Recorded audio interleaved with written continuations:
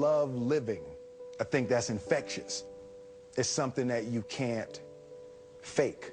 And I think that the camera can feel that I'm happy doing what I do, and it's something that gets inside of me.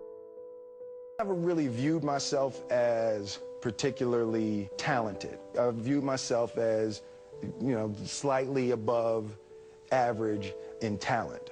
And where I excel is ridiculous, sickening work ethic. You know, while the other guy's sleeping, I'm working. While the other guy's eating, I'm working. This was my father's shop. One summer, his dad tore down a brick wall on the front of his business and told 12-year-old Will and his 9-year-old brother to rebuild it, a job they said was impossible.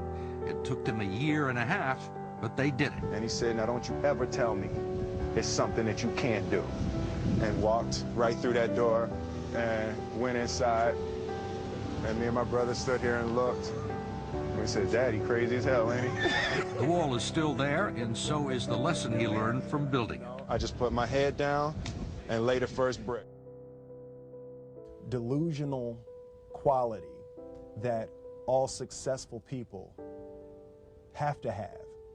You have to believe that something different than what has happened for the last 50 million years of history. You have to believe that something different can happen. Yeah, it's almost a kind of innocence. Absolutely. In other words, if you knew how difficult it was, right, you would have never gone down that path. Absolutely. You know, if somebody had said to Ali, no one can beat this guy, he's this much stronger, he's this much bigger, he's got that much bigger punch than you do, and he believed that, he would have said, you got to have an innocence that somehow. Absolutely. You know, and I think that's a huge part of me, because, and I say to my friends all the time, and we laugh about it, I truly, honestly, as I sit here before you right now, as honestly as I can say it to you, I truly believe that I could be the president if I wanted to.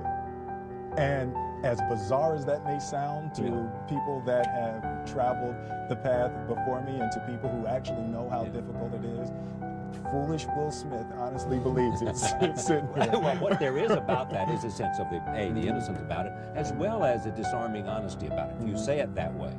Now, here's what's interesting about you, is that there are people who have said that about you, too, who've been around you as a creative performer. Absolutely. Barry Sonnenfeld, I think it was, you know, did you work with him, or he Yes. was involved in this somehow, said something like that, that if Will Smith decided he wanted to go into politics, I'd be there to help him by making commercials, whatever I could do within my own talent. Which raises the interesting question, is that something that at some point in your life you might think about, politics?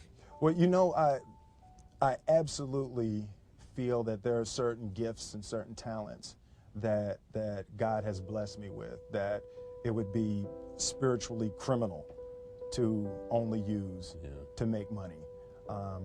My travels in Africa and spending time with Muhammad Ali and spending time with Nelson Mandela, there are certainly issues that are important to me, and things that I've been blessed with the vehicle to be able to change, to be able to, as sappy as it may sound, make the world a better place, however minute the change. And that's something that is important to me, but I don't believe that politics is the best use of your energy and time right absolutely. now. Yeah. But the interesting thing, too, is that there is this concept, and you see it with lots of different people, even with people who are evil. Some will say, he had so much talent. If that talent had been redirected to something good. It is the idea, if you are given and you work hard, because there's nothing more apparent about Will Smith than how diligent and hard he works at being who you are. I mean, you appreciate the notion, it looks like to me from what I know about you, of understanding that you have to be prepared in order to maximize the possibilities of gifts. Right? Absolutely. And I believe, and I learned very young. From parents? From my parents, absolutely. That you don't try to build a wall. you don't set out to build a wall. You don't say, I'm going to build the biggest, baddest, greatest wall that's ever been built. You don't start there. You say, I'm going to lay this brick as perfectly as a brick can be laid. There will not be one brick on the face of the earth that's going to be laid better than this brick that I'm going to lay in this next 10 minutes. And you do that every single day. And soon you have a wall. And soon you have a wall. And I think psychologically, the advantage that gives me over a lot of people that I have been in competition with in different situations is it's difficult to take the first step when you look how big the task is. The task is never huge to me. It's always one brick. Me too. I mean, it is amazing how people are paralyzed from doing anything. Absolutely. Because they can't take the first step. Whereas you just say, look, all I'm doing is laying this one brick. I am not building the Great Wall of China here. Absolutely.